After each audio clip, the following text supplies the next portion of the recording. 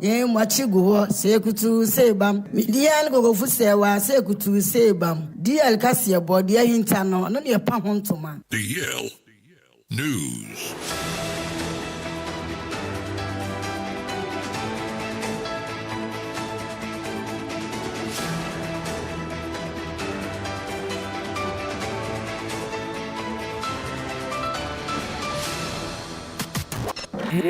It's official. DLFM 106.9. Yamamo akwapa. Efi tumikane share yen ewo Facebook. And efi YouTube ni fa kasebono enchirimu ankasa ensomu. Yensha kasebona se enfemfiri epiemantemu. Na enkra beto DL kasebo pronso enchirimam.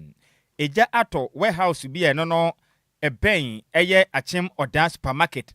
Eno no Brim Central Mesenim ewa payment emekese mu kirema sikatwitwiri dia ahye na japade ekro no in fact emu ewrem ye papa na warehouse no eyade na mapina na wo no ma amanfo etonton ebi eye niam ahodo a eye mrantewa yede ye ho mekire ye men's wear na afin so eye women's sandals na ade ne ntoma ahodo a ema ne mmenema nyina de ye ho eno wachi nso eye photo frames ahodo ne mapina na ka ne nyina da etimi ahye kraje se o manfa pimpo entimi enfemfiri warehouse wonom na madam Joyce dompre ono ne shop eka ho bi ne wo kiremu am eda na o waso demo ena moto ne nkasa maame ebrafie ne jabane ato no in fact emu awrem pam na ya maame Joyce dompre echemra ne de kasebo eche na kwesem menyane waso de ibe hu ande na fire service for gu so mu dum no but ejanu me amfa menya me hu ne so me bae na mo kan de na enya is say dai pa e bae kwa de dum be hu kakra mu gu so mu dum no na se na amfa fire service e do mas pa ne sa de be si bia ne kanya papa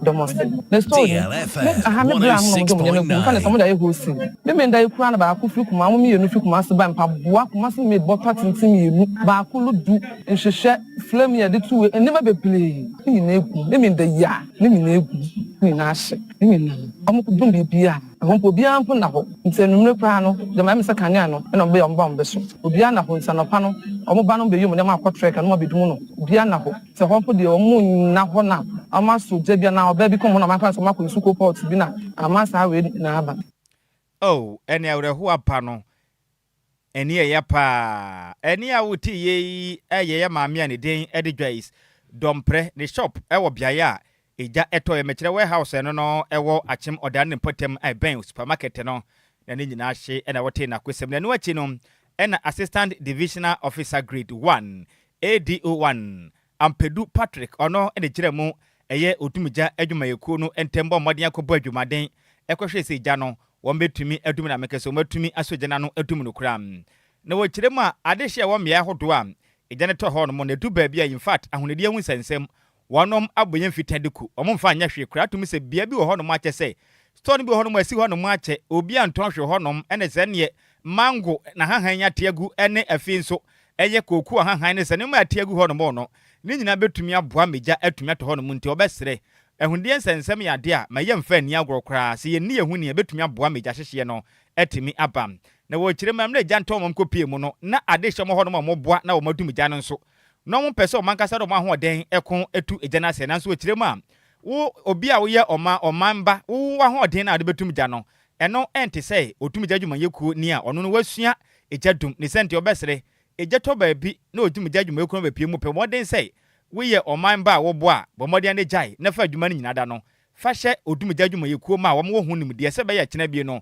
enkokofo hawo emfa mra wa pom den ya ba ne gya no te se edema ede edema da na samafo atwa ho hye but ne gya no the fire was in progress na gya no ana no den to say about nearby houses no now we have to quickly intervention they will say if I can bit me put you fire off or to prevent fire so that it cannot affect other property ya ba ese mu gya yen na edumja no na bibia cause of for so ma esa se wonim hu nim die ntino betumi apira anase musie no ekọ ho a wo home no ebetuma ma kidney problem ete besele timemofo no anase public say omo hu bisa yenya bedu pe omo nya eduma na eden ema yen na amfa wo hawo fro so ayere amba afutu a menema timemfo ne se ye ba no mehwe ha sei no wo hwe bibia structure ne wo na wo hwe eho na eho te ho nyina afu structure bi wo ho no ma yenya hwiwom isi okwa poor housekeeping can cause fire ufie we no ufie ni a edja ba because we say na how much eduma na eno ma hu hia etwa mo ho ahia mango haban ne kokwa haban na ate awo opesi eja so man definitely there will be a fire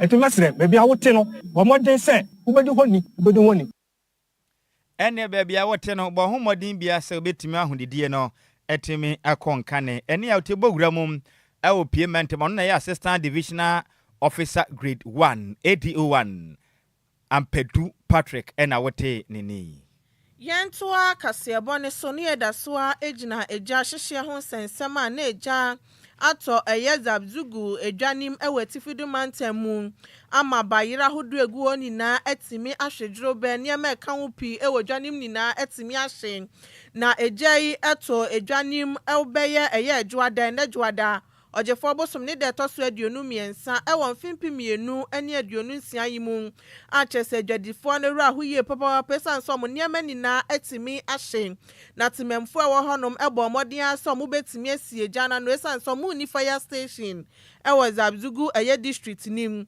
na mo bo modin eye so betimi adum ne sanse na nka Ghana National Fire Service for wo honom anko mbeboa sane ebe ya ombedum janu na emum esa nse bi ni honti no eye timemfo na ebo Muhammadia some betimi edum janum na adwadifo ni bi nso de na omopeso momomode anko se na be yomba ko yi omo niema no ede free shop nim esa se na niema kono muntimi ntina ho nhwe na chose mo bayire ene niema omuto odwanim entimi enhye na nipa ohun ne ekoso ewo honom na editudwa echemu se eya ade amframa boni bi ebo wo krom honom eno nam so ama eja no etimi to odwanim na kwanye nam so eja no etimi to mu de anya ade a omunim na fei anomu ye hwehwemu ede afa ho enti fire here fire day yemfri eya tifide mantemo ne yemfri ne mfenchire mo my Ghana ya toye mantena mekese no Western Regional Police Command wonom satimi aka enipa baako saa baasa sa wonom ede kia mienu a kyese ne omasese nubone agum omudi tukwan akọ obi mamu akọ na dwumade we no etumi todwa ewa hyama mensenem ewa sakani takrade eye mensenem honom na omu kiremu a endrada na yekwisia da numre ena saa na momponi we anipa ikotu ya posifo di omu tenten saa akoto a wono amekese no akoye nsempi ewa temantenem na Ghana Police Service emrante ekiremu sem edi kan wono saka eye track bi registration number no eye GE 8965-12 kadada pam Omosaka ehyen enumre nonum abapa ho semaduasam ewo eye asoku barrier no na ese kai efrin krabo premate ne de akiremu ewo takrade na wade mu kiremu omoche ehyen no na nipa omote so no kyese omonya mako miensa no mu hia hu se ageta pe ene okwaduro mirikatom emienu free track ne sisi fo na mirikantente omachiri mfuturo hu ba bia ombefa ene otido akire din omokokram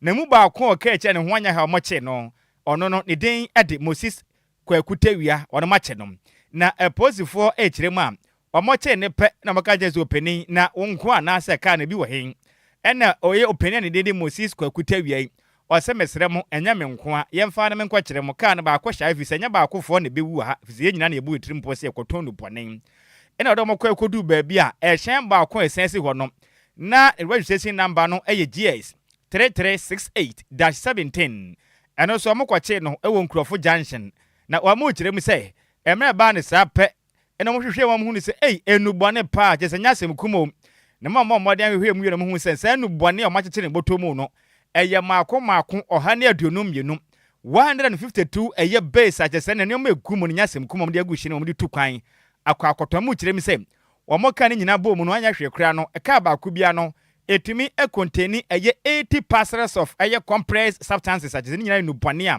omode ko akwakoton na mu kiremi say omo ho no mo hu say kyese ne owura bia ne den wanya mfinhia no aduonum num 55 years ne den de kwabena forsen ana afinso obakon okan ne den ade eye aze eye kwame konto ono so wadu mfinhia no aduona 44 years na say 55-44 omo nyina ba omo baya omo so omo sere Ghana Police Service mrantie ne we de money de mu adam owura kwaku Moses amachi ne ye ne nipa yesere mo eneska ho eden entimunya ne mayen na munyi sika botene 69,000 Ghana cedis sikam 690 million ye yeska kuma omo nyina nka munya ne mayen na we de nka gya yenkoton ye nduru mbodan ye yenkoton nubania ena police force hene ne ha sese ni yanye bribe bie wonti ya chemo enya de se sika ne beje sika ne de kwa kwa dance die edi etiamo se be ya mo akoda afiase na make say the public relations officer at the Western Regional Police Command Superintendent Olivia Urabana Ediku aka say chirem say wabo o my Ghana post fu aboso papa visa 69000 Ghana cedis die sika we bi wo mpa enka post fu betumi agya prepeche nanso mo anyi sika ya o ma ya de ene wa chenso odukokobode abo Ghana for sesere mo ada wa wonim na ubedi nubono hu dwana machewa danto awasema wo manyim. Regional Command yesterday evening around 5 p.m. arrested 2 trucks suspected to be containing narcotic substances. The first truck was arrested at Adjoa Agyei Sikapa police barrier by the barrier men on duty. 3 people absconded. Police was able to arrest 1 of them.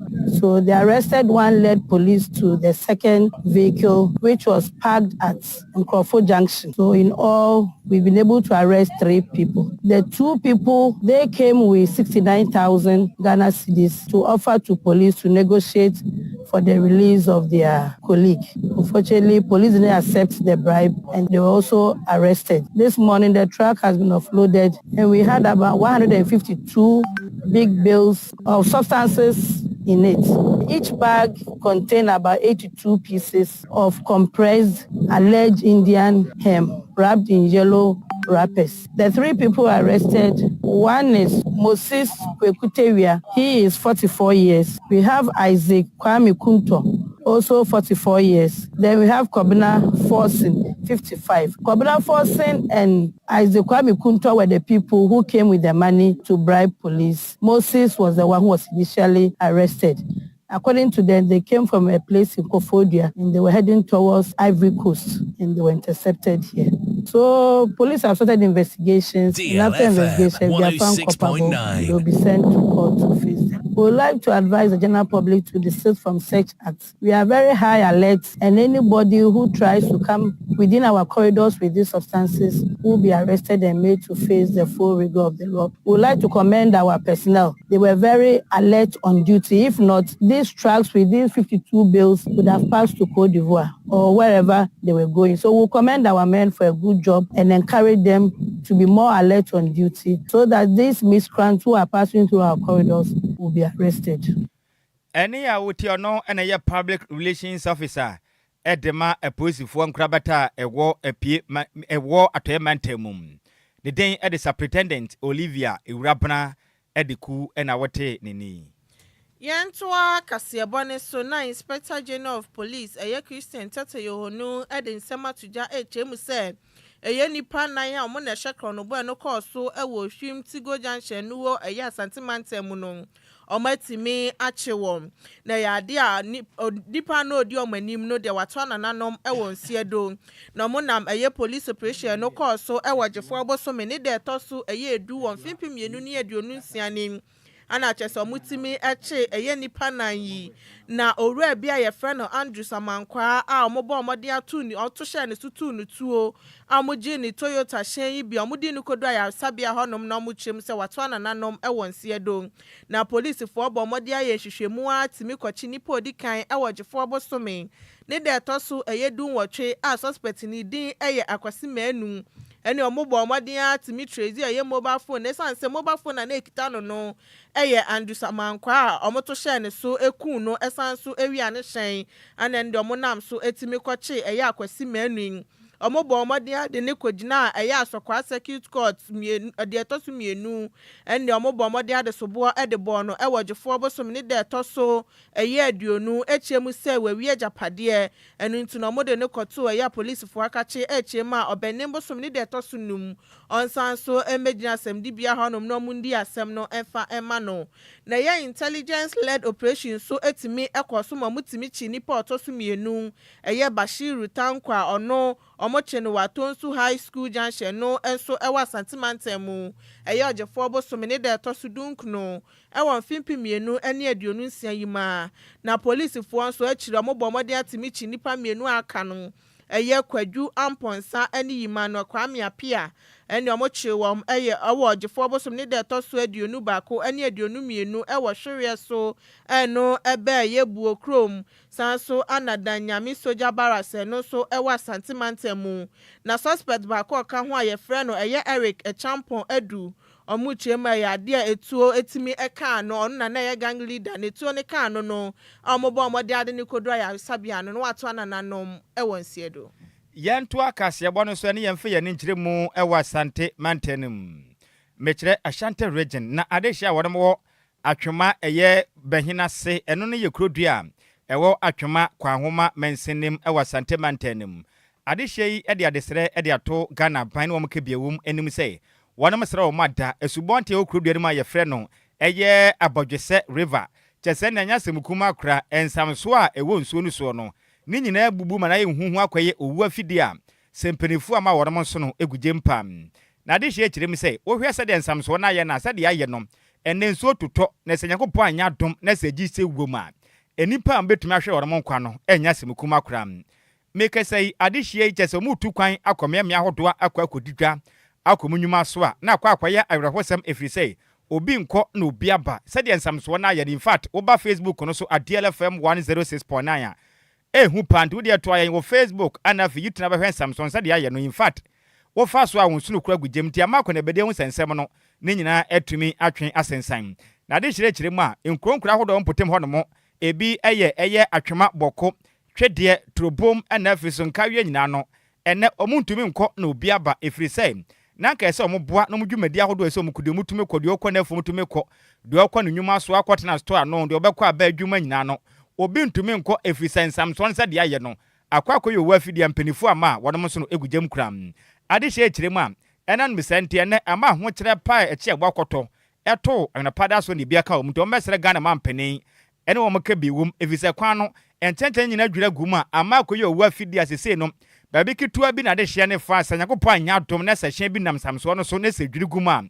awudi ebesie no enya semukuma kram na de hye Agyemre do makosem eto di ekasebo anim bridge na ya akakitua bi na buogum Ghana de me hunu ne sɛ de bibi kase si ansa ne atu ho anamon de sraban sɛ ni mu anim ya atwoma bɛhena se de srɛ ɔman panimfo ahemfo enyina yensa gu yensa yemu sraban panimfo sɛ ɔmɛhwɛ no ɔmɛma ye bridge ne kwan na mayai ɔmma boy sɛ kwado kwa no mutimi nya kwa man nguso a bridge ne de si akwa no pa me no kase emu kwa san wai ya kakakra bi titu kasa kase no kwa ne hu o fie na tikinkran a oba no na de asie na nye ye bridge ebube bosombe enwatwini ye tuvo na mo ye kɔ federals for motuka behwe ye hu hwe rabu DC yakobona so ye hu hwe rabu MP guvernor kamenu yakobona so ye hu hwe ye na so ehu ekwan so road kwan ebize pa ufra chiramade no si behina se no si boko na chemo so hwima so na mu sa ara kosi kwala so that informa sa kosi tagu ye kwan ebize road pa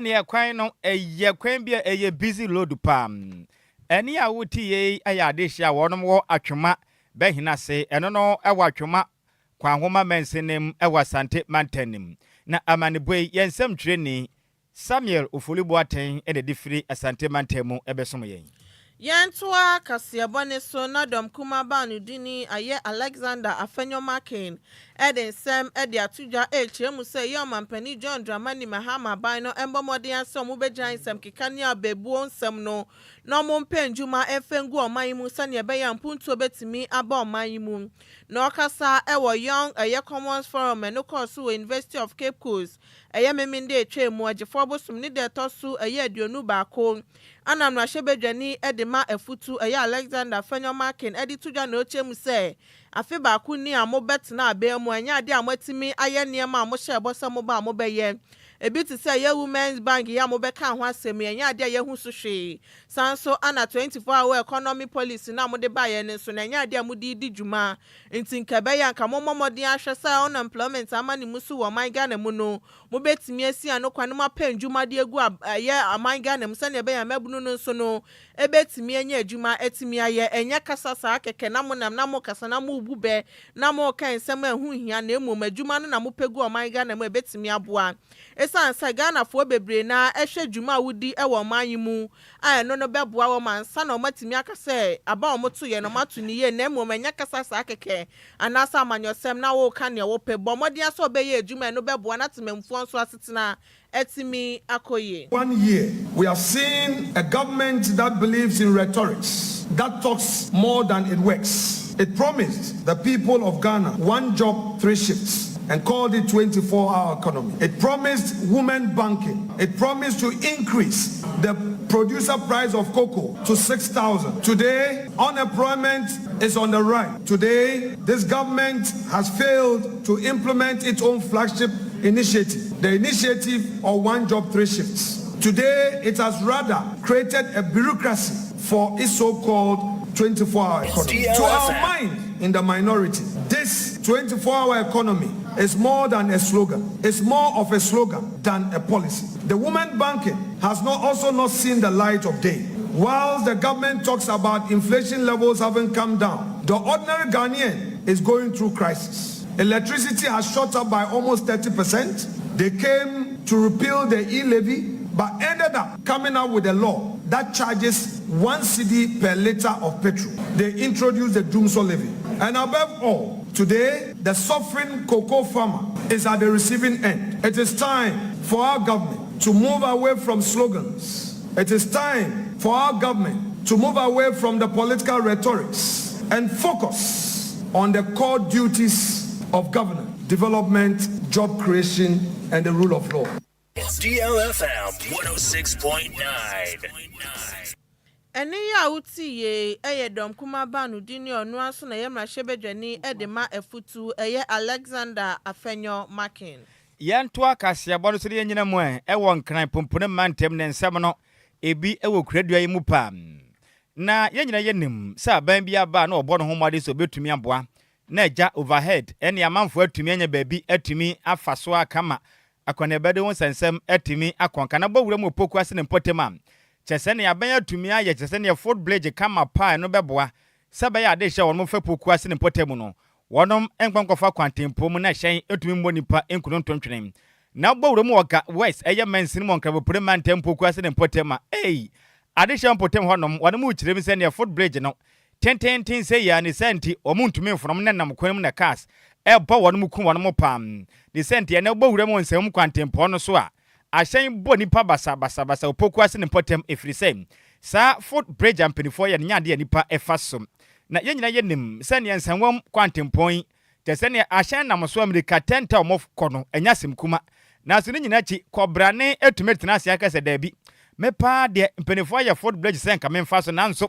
ensam so na mpenifo ya me alata mommoi memfaso efrise ewa ebi kura de akase bomade akopie na ebi se bisam se na mo ya asapon ne sen ede pa na mo hawti a empenifo atuma ya food bridge kama se momfaso a mo se mompei ade hye kino obi se mikotodwe sasabura ya me ebi kura jase de me de enkrodo wo me ho me faso enche na ba ena nya wade wapi na manfo keke kan ya keke nsem pi na ya kyerem so ade hye de na muje mudwum ho pawo wa mu kyerem se de ensam so ne tie no maka so mbefa na mo boa de santi yanka kyerem penifo se enkomofa so anka ye pa nanso se de aye no said ye tie ne tenten no in fact wo fa so na obrenti wo mbefa kwantempon no mu de wowu enkwankwa me you so say because actually ofro we na obrepa e has a simple inti me twen ahu se cars ne enyamba ya na eja ma me twem fast me say me fro ade ya tenten pa na mani so ebrimi ndi me mfro ade ya nti nentem bia me cross o yiso me gira ho hwe se ka bi ma ansa na ma cross me alert because of that no nka beginning the overhead wo ha nka de na be cross kwan nka important say me fro overhead no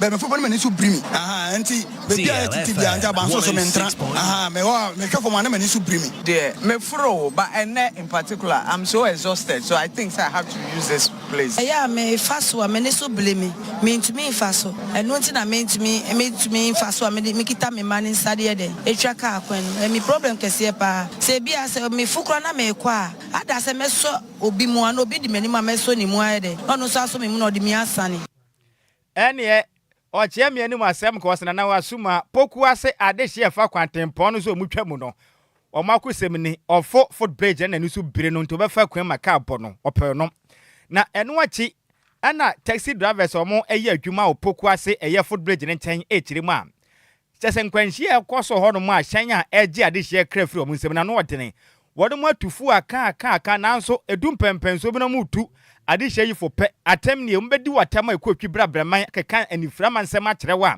emu ɔyɛ pam na hyenkafo ne kyerɛ mi sɛ wɔn sa bɔ mu tiri mo pɔ sɛ wunnim na wutwa kwantempɔ na saka bɔ sɛ tew wɔn ha wɔn ho mpo wɔn bɛhwɛ ɔsa mwawu wɔn mfa Enquires sɛbɛsɛbɛ epese mpanifo abɔka etimi ayɛ football tententen sɛ mo mfa so mo nkwan ba na so mfa so de a ka bawa wankasa bewunya de mbɛfie wɔ kram wɔn kyema ne manim yada aban hye pamfamfam sɛ bɛyɛ obi kɔfa kwantempɔ na sɛ nkwanhye bi ba sɛ nipa no wanwu a yɛnkyene ntum na mo asɛ bɛyɛ nipa hodo wɔn ebum na so na kwantempɔn a bɛmɔden ayato hɔ nom sɛ ka ne mfa so na wɔnom ayɛ nsamso nipa mfa so nipa gya kyɛsɛ ne nsamso na to wɔnom no fa kwantempɔn so wɔnom empenifo mmra emfa nya dwom kyerem sɛ de yɛkɔ no empenifo mmra nya dwom bedu baabi no wahwɛ nipa bi wɔ ɔman Ghana mu no ebe ha dwen ye pa president na isisi ye ma ɛhɔ no kwan bɛda hɔ ne nti no ɔmo nyinaa eyusu ɛhanom kwan no ɔmo twam wa ɛma ka bɔ ɔmo de bia wɔ ha sei na dia na ye ya ɔmo ni sɛ ka bɔ obi a na hanom boys no di emra na hyɛ ɔmo nsɛm sɛ ade na taxi drivers for na wɔ ase ne yɛmpɛ sɛ ye bɛfa ɔmo ɛde ɔmo akɔ asɛm a mi kai that was last week Monday ɛna bibi sa si ye ka ne bɔ obi ni ne kunu ɛbɔ obi ni ne kunu na omo sisa omo de omo ba pavement ni so no omo si yenye wa ha se yempese ye de omo ebekọ sabia enti no omo bebubu ye tent na ye de ye adwuma wa ha se no na sade na ekoso ha no pa nti yesre saban betimi aye bibi afa ho de amayen a onye bibi emfa ho mayen aye na your mind ba because aban boka ya de esi we usika wo misika wo so biba na ka chenso nkonkwo fro kra na odi watem na oyew so ata se enti amayen so na ye de ni na ye ahwam se ka bo a ye mu bi amfa nrade a chine asensensia obi crosso kwan no and guy na was man trader be or shikam ba assist bars in Ghanaian azent enra ade a chinra just omo crosso kwan kwa no masen di watem o kan no mu di watem na ka board there was yem for hospital yenye ene ye nyu we aya hyankafa won mo poku ase a taxi drivers omo ye adwuma poku ase foot bridge ne chempe ene omo kire mi se wonnim na wamfa foot bridge ne so nsam so no so antwa kwan na fa kwantempo na se hyen bo wode a omumfi wu kromebo yemfita duku na kina wu a ohwe ade a wepe ho emu nkyeremu ene ye de aso wie nyina we so ne yemra mo nkyɛn e wo mafiefie mu ka anim ne ni nkomo akra ade hye a omopoku asa na mo mutu a empenifo ye nsam so foot bridge na momfa so a ka bobo wo no mu taxi drivers ne se ka bo momfa nko ba bia beda hwawu ono mo ye adwen ana bra homa no so ne ni nkomo akra efisensem bi ho no ma etuatua so ahomani dem 05340 50199 05934 6565 sofa na min sofa poku ase interchange mpenifo aye nsam so koblane se wonpo no obefa kwan makabo no 30 seconds wo ba wo chepe wo fa meji wafri so majo ofa good evening yes sir udin ma bia kasa free abekuma sina me yentie udin medin yima me yentie anumre won se before bibia obeyama before bia no so bibia obeyama before bia no so enti media na metina kan medase yakopon onhyira opi majo eja no ofa dobro abrante wafa adakwa ya adom empomboko ya mi adom boko mpacho ofa na so ya mi adom ho ye yentie osinia eno de taxi driver for no me no mo ya adwen because ya bokwan ya to soro se fa soro ho nanya wasumdue na so de obehwe ha no watumle ka twem na driver bi nso onim se onam soro wa no so ahwe na nim ye no obebo wo de a ye be mu ada na car 5000 because Ghana for ya ade bi wo ho a wo de hyase na se wani anya din a ye betu agum La Paz ka bu amanfo sa Medina so sa afia ba pupiase ati se de taxi driver for na Canada me driver me no mo ya adwen pa wa fa so na fa from dia na wa wasema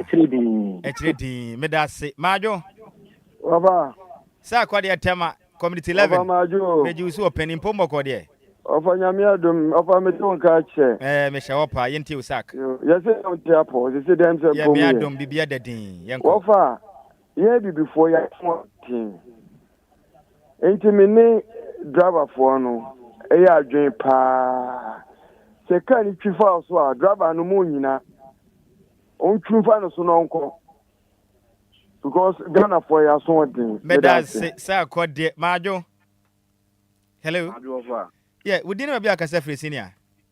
We didn't do even Luna from solution. Senior, me into him. You, the Martini and my pa, Moye. And yeah, I drive our phone come there. Then pay because we been here sorting. We been disappointing. Don't far bamboo na on quarter. I didn't know you food rich. I'm going to say faso. What's it down faso? The ambience wa on one to the company. I didn't know ye me. Na ya yen sma faso I didn't know faso. Oh bibi. Better say. Ya mean now P. My do me dofo. Ya ro. Asante zengo mpombo kode. Also so here that we were da roma. Yentio. Ai. Me ni adaba for ya dwen. O ma ya de pa. Oh, eni pa ya pa hoto. Se bi ebi ni Medina ni ayi kwa ezu. Na bi ni ho. Ta mi manu da mu bi kwa ni radio so. Ya ka no mpo ye bi tutu ho. Edi se na me ya dom. Ya se ya kwa nyo no ma ti mi ye. Na ma bi so mamua. Mo si hey. Efe kwada. Efe nya dai. Ebi ni kwa se asema ye ken. Mi to de na bi ma no nya. Ebi de ja ho. No. Me so kwa do ja ho. Medase. Asante. Kana ma ma tia bi ko. Medase. Ni nyam na mtwa sika no. Yo. Edi ya sa obi be sika nyansa. Medase. Medase. Majo. We didn't be a casa free. Nhyiraba Kwadwo. Ya mi admo west ni. Obo very much. Champion me enti anime. Me casa free odo bi chance. Oba kana obi wa obaka say ebia taxi drivers wo no omutimi aden. Ayo omutimi ne adiyo because I assume the work of on the can ebowa. Taxi driver ni wa obi oni wa bajaje na ma ko bu ntomu jam. Me wa sa can ebo wa no do ko bu ntomu jam. Yes, that's yam fire fana kola na yama sports for international. Wamomfa gupama so nsem no mesum ya numre ma dwo me dofo. Uncle, good evening. Oh, mama wo fa se. Uncle. Mama efua. Uncle. Mpombo ko de. Yankopon adumu uncle nawe. Ya me adomi hu ye mpacho me yente o. Yo, uncle, me ne taxi driver for no hwan ya adwon. Because munu anu no wo juo wan kasa.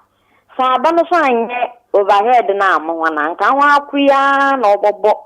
Abana somode ame overhead no fado no aya am ho na yisum kotodwe yisum sasabo nti sisi ano owu ne da ho wonu echewu ni pa na ese lukoku nti anka me na taxi fune ya adwe yo me da se pa ye nyina we sine mfa afrefo dwumadie no yemfa ensi na me kese na agudie mu akon from mountain atenase me wo fa se Bismark man Adusei Bismark Adusei atenase samje onko for the from say nti yebeba ho ebedi hu nkomo na yenko bisa ye wofa watumi spring up na oku spring up no ekosi sen wofa boye nkomo DL Power Sports emu ade ejawom aha enti wofa ni nkomo akra mon spring up na fe mon samra back as say dia madi nkunim ball no kra ma head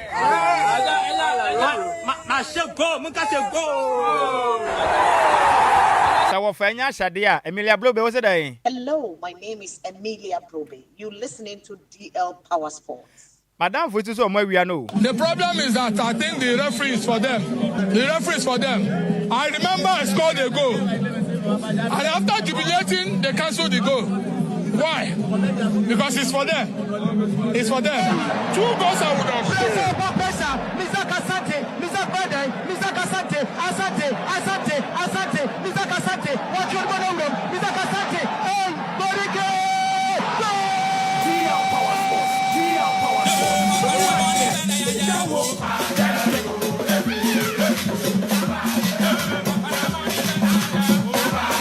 me wo fa se Bismark man busy atenase ye nkwa ne chene ma na kwaba ensema hodo a edi ahim egwa agropama so no obari nyina mesome animre wakase bo ne so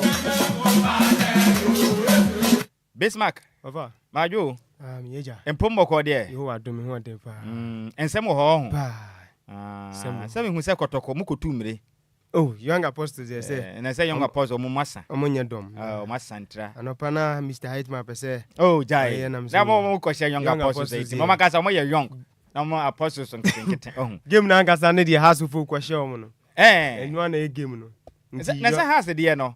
Say your name Brekum Chelsea on. Say your former coach. And the head things all be share no. Last season ke be free mu na ye kwa share wo mu ho no. Ba you say you free mu sa ne de ye boy ye to penko anya hwe. The league no still more hard than betting at you. Oh, is it your 40 point on? There be more 39. 39 and 40. 39. It's also saying third. Third. Yeah. But still, and that's all home be on. Okay, I was 40. You were 40. 40, yeah. 40, move it to me. Because when you say leader, no, I think some the amount 45. And then I think the beginning of 42. 42 years. And I'm a 3 points separate. Oh, for many dear Chiro. Many are Bressa Crodo. And you better has G League, you know. Oh, see a GBH. Indicate a young and your bad. Well, you're African woman, I'm here young because you're too many. Eh? Opening young in Mugadia. I don't know. That's us one young Kojibu. And then the man, yeah, the bayan say, your best rimping if I just say you are no more talk at that press no money I didn't be counting. Yeah, dear Windy. I know the Enquires. Oh, Diao, Obiabiao, Evacuaja. Bismark. Every 2 million. I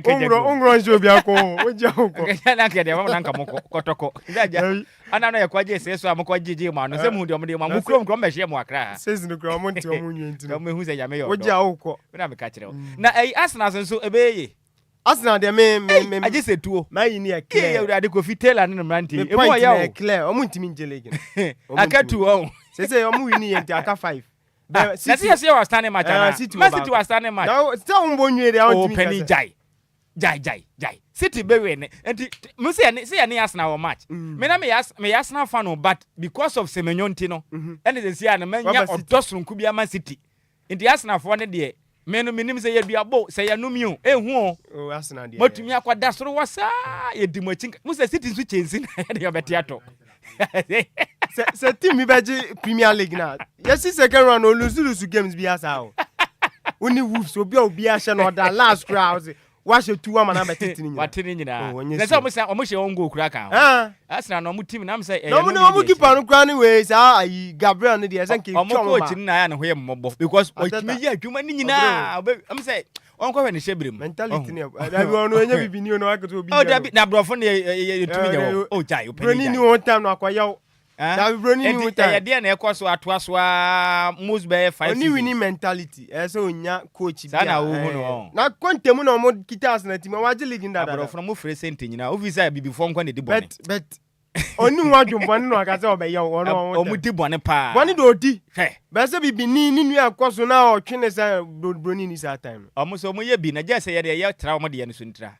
wo kan widifo ba ko wi ase abrofo no kohwe ana no kohwe Gaza ne potem kohwe kum nipa omo do nipa ngo mekum mo de me ka no ntiase o Matias kajagum ne nkota mo nti right abusia na Adjoa yam adwomo akwa ba kwanso nkoso kramra dia 106.9 mega so emra so yeda agure mu nsema ba so mu dwuma di kase isuwe no eya nwumre no nsia kase wo fa Nhyiraba Kwadwo Sammy bini Adjoa Agyei Sikapa enso agimra mo de ade e kan se we no nwumre no nsia kase na so mu DJ we no eya champion Kofi Taylor image Saudi one so so nyina various ade e kan se social media platform audio so no me pato pani we ana ode san komani nyina enso so Bismark Adusei man bi se maso media agure mu nsem no e de bro o dwuma di kase so na hye so se Mr Kwame Afum head of sports account sanso ana Jesse Michael Awuno di sika brante kenetata ana African pono bro na the fanti Englishman anwuma nyina tamachi ana yesin kwenya de agure mu nsem no esum nwuma dwuma di kase so na bibi bia kwanka na makacho se ya trans se dia na se adwuma ko ba ko eno ani Lumba super no pa na dwi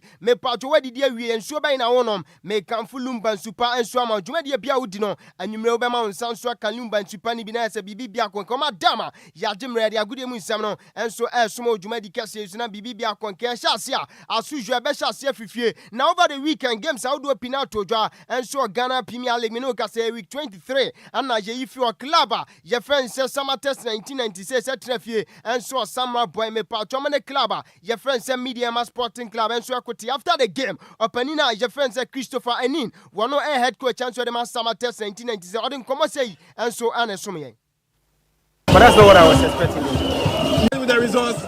Yeah, but I think, like I always say, it's draw, win or lose. So we have nothing than to just go back and win. At least we were able to get a goal there. So I think it's quite a time. We're playing with the league leaders, but that's not what I was expecting. You still maintain your unbeaten run? Yeah, definitely. Heti way Christopher and head coach answer the man summer test 1996 and all this house way and so as me didn't know Jumadi Cassie is no penina. Your friend say Ibrahim Tanko head coach answer the man Media Mass Sporting Club and also Edin Komokaka. So, but it's a very good game. I mean, we have our chances in the first half and we couldn't score. And the second half was tough, but I think with points we are happy. It was okay. It was okay. Oh yeah, it was you managed the 1 point. Of course, of course. The title hopes is still on. No, I mean, we always said we still have, I think, 11 games or what. So. Henti head coach Adima Media Mass Sporting Club Ibrahim Tanko and also Ede San Komowei and so Eja Yadina Suma or Jumadi and Sno Penina. Your friends Prince Yawo Usu, head coach Adima Metema Kumasa Sante Kotoko Godfather Timno, Metra Mr. Aitman, Me Patrono so Etimi Travuko when Chico share young apostles Camino after the game. Prince Yawo Usu if we get that one, yeah, it means we are getting. Yeah, it's a close to the gap. We're trying to close the gap little by little, game after the game. But this is the first one that we said no, we don't have to lose this game. We have to win and then get prepared for the next game as well. If we get that one, yeah, it means we are getting closer to it. Heti way head coach and says Siaminu Kase interim manager de Makumasa Sante Kotoko Metema Krobiana Mituamu Komo Jumadi and Sum Prince Ausu and other Sam Komo Yansu Sumedini and Sumau and what Jumadi and Sume Pacho Penina. Your friends Samuel Bodu head coach and the Mabrekum Chelsea and also Abakra Mepacho Legon Sports Stadium and a house of folk and Sobakutio Bia and so Antimia for Bontuno got them after the game. Samuel Bodu Adam Komose energy. Because 3 games without losing is good, but that's how we should go. Because during the first round we didn't do well, and the second round we have to beef up with 1 or 2 players. But the problem that we are having is when you bring the player up, the player travel outside, and it's also there's no consistency in my team. But I think we are working towards it. Coach. Where head coach answer the man Brekum Chelsea, where coach Samuel Bodu and other son come away answer Sumia, Jadini and Suma or Jumadi and Suna Penina. Your friend Sam Masau did it Dramani head coach answer the man the Continental Club Masters House of Folk phobia. Never say that until the bones are fully rotten. Also, Adam Komase and a giant. Very, very key moments of the game. I think that we still need to improve on our decision making.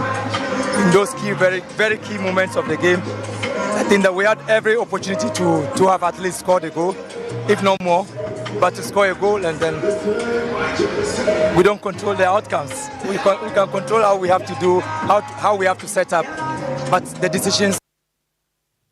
Masau Didi Dramani head coach Adema House of Folk, the Continental Club Masters, and also at the San Como Sume, I didn't answer Jow. Now, me patch after the game, and I told John Su Adia Cancer, University of Ghana Sports Stadium, me patch on him said game and this House of Folk and Shebi Sansua, and I Brekum Chelsea, so Shebi House of Folk fans, and so I didn't come out to do an almost one to so Sampono Clubber, your friends House of Folk, Shakotokona, Film Buffy, and in Brekum Chelsea, so I my team and share Yenti House of Folk fans. Come on, dear. Yes, my team, I make catch them. My team, I see them where I no more eyes, some fees of the team now. Look at it. I don't support us with the Diablos had it. League, you need to. Henti ano House of Folk fans ni bia nanwa da we ni enra amuko PMSO University of Ghana Stadium after say omo get held by Brekum Chelsea 0-0 and also yankoma efu aba nti say phobia for ne dia man sekura na say omo bophobia ne nam voices asesa ni nyina mu no yekrakram kotoko ana akofa sansem nyina ba yade no ho nkomo no enso esom yemfi game ade kan say Ghana Premier League nkomo ni na afi yemfa nkomo dodo na sonsom e wo dwumade entume pa atwa panina ye friends Dr. Prosper Nate Ogumino Kaseno, where you're under 17 head coach, we know a Black Starlet. Reporter means Kanajui, and they said GF for Sweatimani 2-year contract extension. Etiminu Kaso Penina, your friend said Dr. Prosper Nate Ogum, me patron prempio my head coach, and Swedima under 17, the Black Starlets, no, one Sweatimina 2 years extension. Yadin Nanso Esmo, Jumedian, so comedian Kadudanawa, Nanso America Payentinsi from Yaba, now Yamfa fly number DR1069, and Conco Funko. Lumba Lumba in Super Natural Mineral Water. Get a grip. That's super break. Lumba in Super Natural Mineral Water. Get a grip. That's super break. DL Power Sports on DLFM 106.9. Hello, my name is Emilia Probe. You're listening to DL Power Sports. DL Power Sports.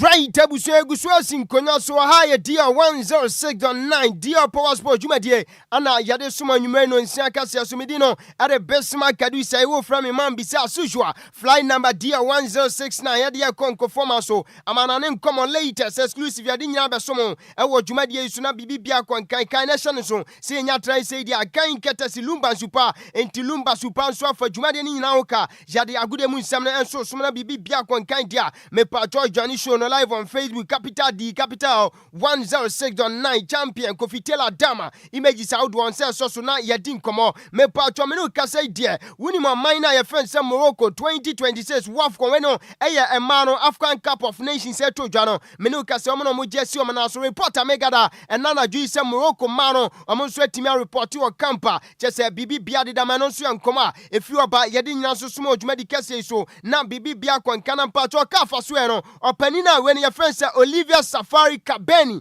win himself Premnuka say where president, and so the man referee committee or Kafa so a reporter Megada, and it's all Pennyway Kafu Fonswa Quasitra, some Bashana, so much Timia Quine, Nina says, say Kafu person on Mujuma Diomudi, and so African Terran Bibi Biakwan Kabakai, Adia Cancer 2025, Afcon a call a torso, and Assam Ponetoja, our Morocco no referee, and Assam Pon incidents outdoor Pinatoja, and I'm Subidam reporter Megada, and it's all Penna friends Olivia Safari Kabeni, one on some penny for consider me check off from penny for, or consider so penny on my piano in chain, Nessa Matimia Adia Cancer competent, and individual and some anakosha sad in Adia Cancer as well. Now Bibi Biakon Kano, and see a reporter Megadana G, Yadini and Susumo Jumedians over the weekend. Big game in Subaku Toja, I was Swatini me Pachueno, Naya Mbambini Adia Cancer Highlanders FC, Omane Klaba, your friend said in Singinzini. Me part after the game referee no ejina center circle Adia can say Mbambini Highlanders for no susu say come here say referee no additional time or the to soon say 90 minutes ni ba we no wotimi add additional time to so fans no ensu to say o hwema o bo game no Adia can say we no additional time na ebro so kura eno nam so bi na club by friends say Nzingini omo so timi e share only go ema omo yi omo free sa cap me part cup game and also to Adjoa Swatini and after the game we dey join the show no live on Facebook na senior fans no so to good referee so sebi as a cronphobia pa ye pen abonity wo join show no live on Facebook na senior referee no ye chase no na so di one dance.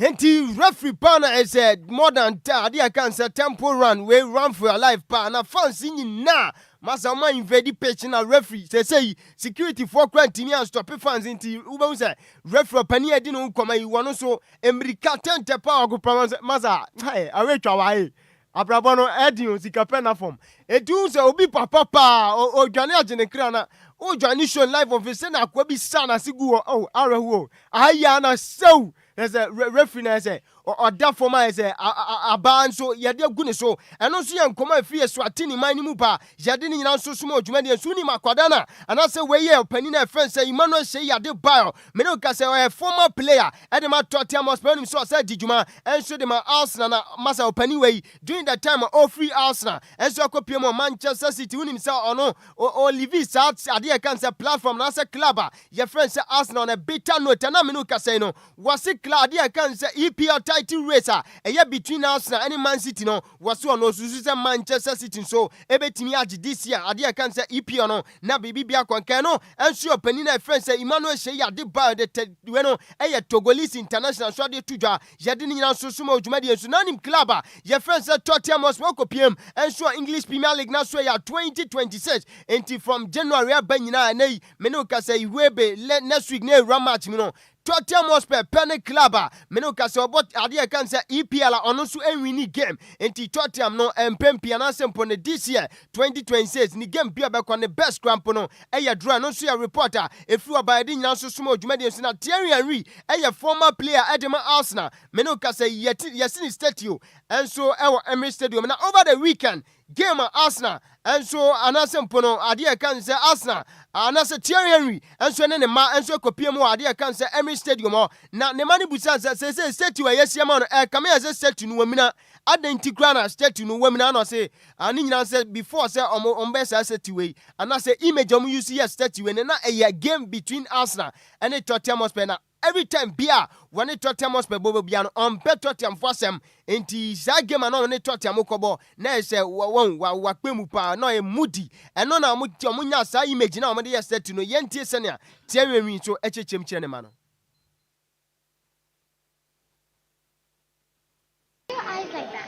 Because I was upset that day.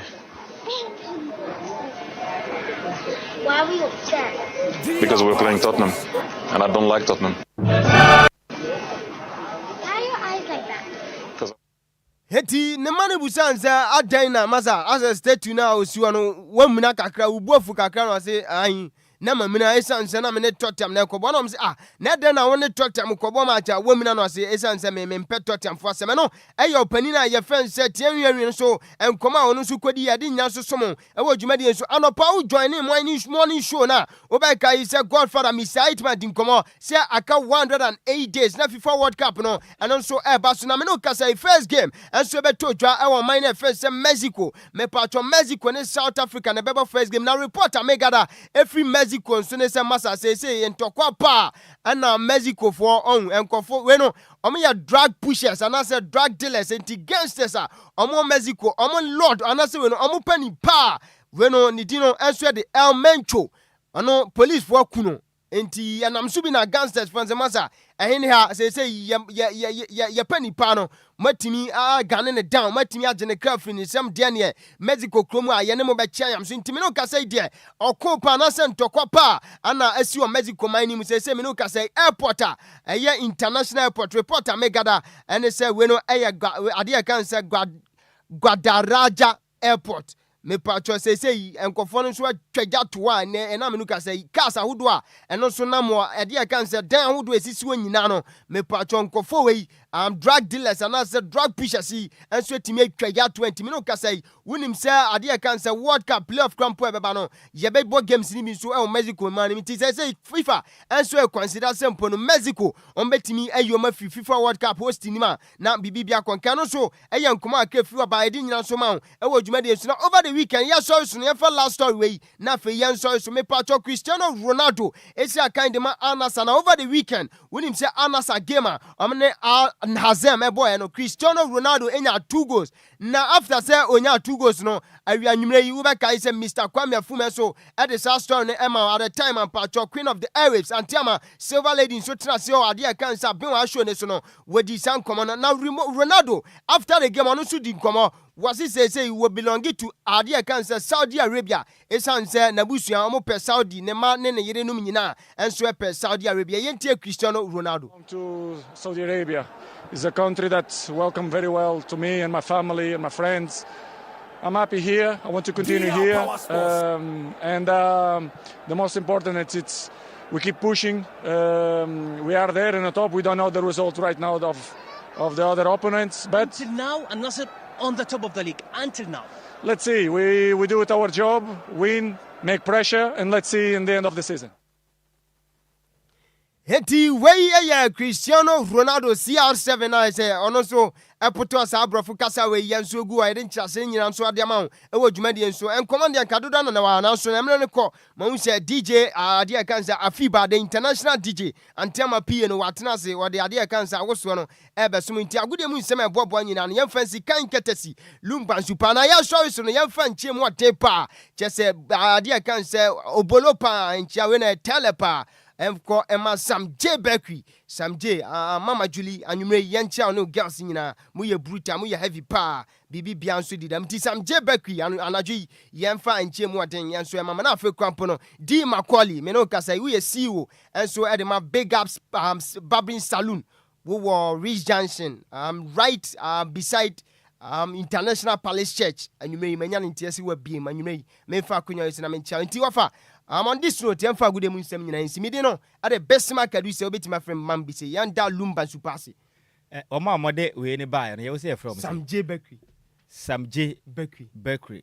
Oh my, dear Miss Philippa, Mama Julia, me penasem, say me of our hall, and I'm so of our hall. Why are they? You turn the chip pampe. Pa, and see a bomb pie senche, marketing department in the weapon. Yes. Now, on my sponsors person. Yes. Nayam Butchim. What you say? Sam J. Dear, the only Benyan on Yenya. Penisi Sabi, a single way, a who's refoa, and a stretcher.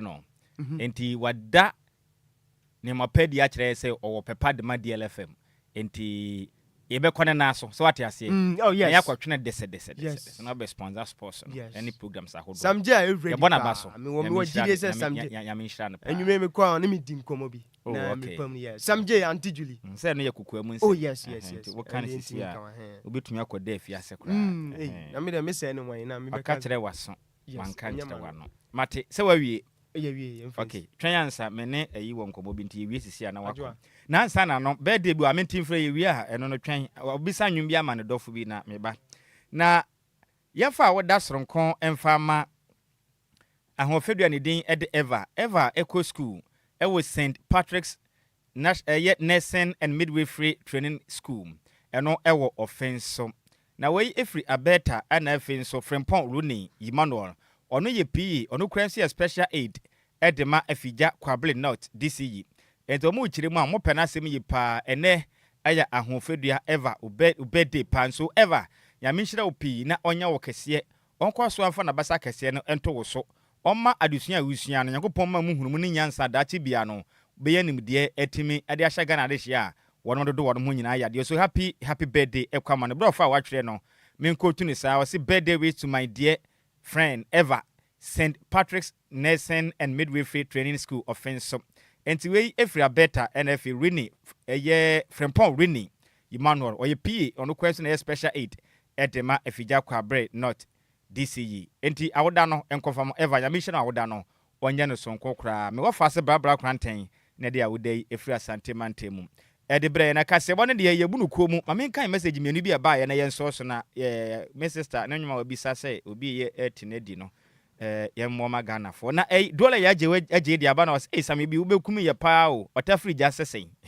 na medi no otafri ja na dole ya Agyei de aba na was de bia ija ede akra na ekoso Ghana na piaga de aba na o kire mu a Ghana wo fa piaga de mate ya tewai ye nkan na me wafa ase ani den ede nkwa na hia de friso hum oso ohwe live edi friso hum no da yasna adwumaden ayebo a ye de som o my Ghana nkwa na hia kacha de shom go sum nyina se ye cheche o nyina junior papa de aba na oso my Adjoa DL good work 100% no de aka wo yeso da ase na Daniel Coleman de aba na wo se Ghana mampeni oso ohwe ye live edi free ahafu Kenya se number 2 Jericho hot na ohwe ye di free no chirima obesere Ghana mampeni se onyai brem game no na kukuakuyafo obre na ontua wono ka na kuafo nya sika kra won betumi de apodwe wonom ano kasebo ne ye de semusemufo ne ya Miss Mabel Antwi sanso na champion te de yakupie mu ewo Facebook NF yitima kasebo wonya bi ehwe yem DJ Zigby echinche firinfruma edesom ya kankafo ye mienu eti ameje so yo gofa osi ade de wamf memra ne ameje so yo tafrija mene Adjoa Agyei Sikapa ya kwei Adjoa Agyei Sikapa se nwumi ho da na koma so opese obo ekire na damfo bi opese wote ne kwakwa na otesa na adwen because e ba ne se be hadwen enti ya kra mu na sika sa nwuma na woka nwuma bi sa ye no ade abi menkai enwa wo bi za wonim Bismark wonim me on kan afi ba de wonim so ne de ohun kuku ohun ba ye na international or any for na hopa ale 3 days in prayers you know ko bi ana there course obra sports de course 3 days prayer then because for no my deliverance course when you anana eli ase oni view na eno your blast sports na jumade ni course sa la pass mum baby la pass ni ai circle come kuma circle abrantie na ai la pass okay so blast sports circle e wo se ho ndeni si e Ana fiba. Deliverance. Afiba, what's in pine? Afiba could We pray, we move. Nani ni atiem eli eni yabo Yesu asendwem. Sir. Easter na no master team. What's it? Kwadwo medi kan so ma tailor mo call. So go check it. Tailor no information ni na ikura na. Information minister wa dwuma mu ha. Champion tailor. And we pray, we move. Orekodo. Say onesa empire de wo bo a edoko wani ma na anya sa. Yeah. Ana empire obi na chirichirim. Empire na make. Say o say mo bo empire no makọ manim. Kwadwo empire na kasa won ye de amanya me wo soro nti nyame na odi asem empire no. Na mo fa asifu yi.